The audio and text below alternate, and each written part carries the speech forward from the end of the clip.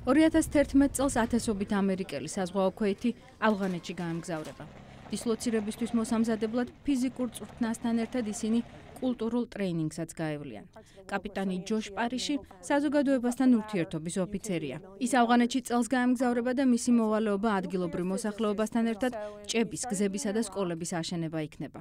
თუმცა ამასთან ერთად ის იმასაც ეცდება, რომ ადგილობრივ მოსახლეობაში საზღვაო ქვეითების მიმართ ნდობა დაამყაროს. ამჟამად აქტიური მუშაობა მიმდინარეობს ადგილობრივი მოსახლეობის ნდობის მოსაპოვებლად. ჩემი აზრით, თუ შევძელით მოსახლეობასა და თალიბანს შორის ურთიერთობის გაწყვეტა წარმატებას მივაღწევთ.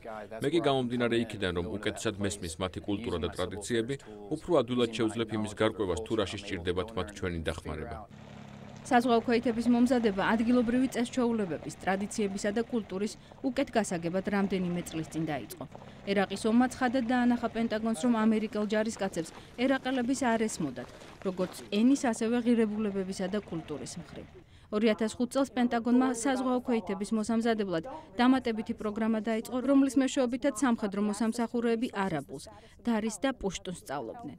გარდა ამისა, ისინი მომზადებას გადიან რელიგიაში, ეკონომიკასა და ქვეყანაში არსებულ სოციალურ საკითხებში. ჯორჯ დალასი ამ პროგრამის დირექტორია.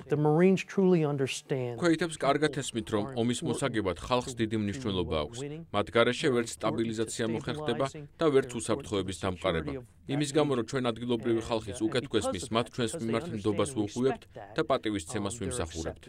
ამერიკის შეიარაღებული ძალების სხვადასხვა დანაყოფებსაც აქვთ მსგავსი პროგრამების სპეცდანიშნულებისა და სადაზვერვო ჯგუფებისთვის. საზღვაო ქვეითების პროგრამას კი თითოეული ადამიანი გადის, რომელიც დისლოცირებისთვის ემზადება.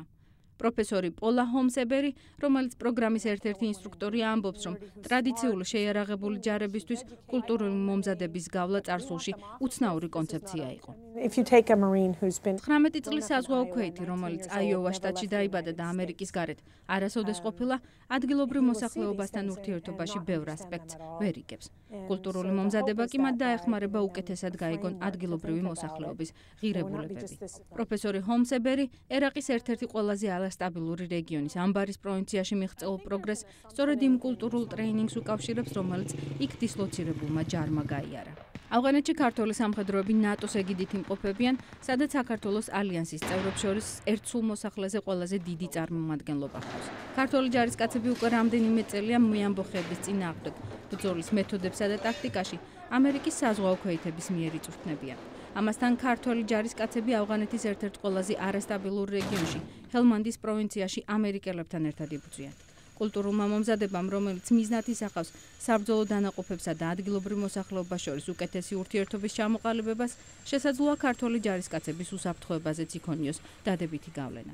ამჟამად კულტურული მომზადების შედეგების დანახვა რთულია, თუმცა საზღვაო ქვეითების ხელმძღვანელობა სჯერა, რომ სამხედრო ოპერაციისადმი მრავალმხრივი მიდგომა, მათ შორის კულტურულიც 2014 წელს ნატოს ჯარების ავღანეთიდან გაყვანის შემდეგ ქვეყანაში გრძელვადიანი სტაბილურობის შენარჩუნების საწინდარი გახდება.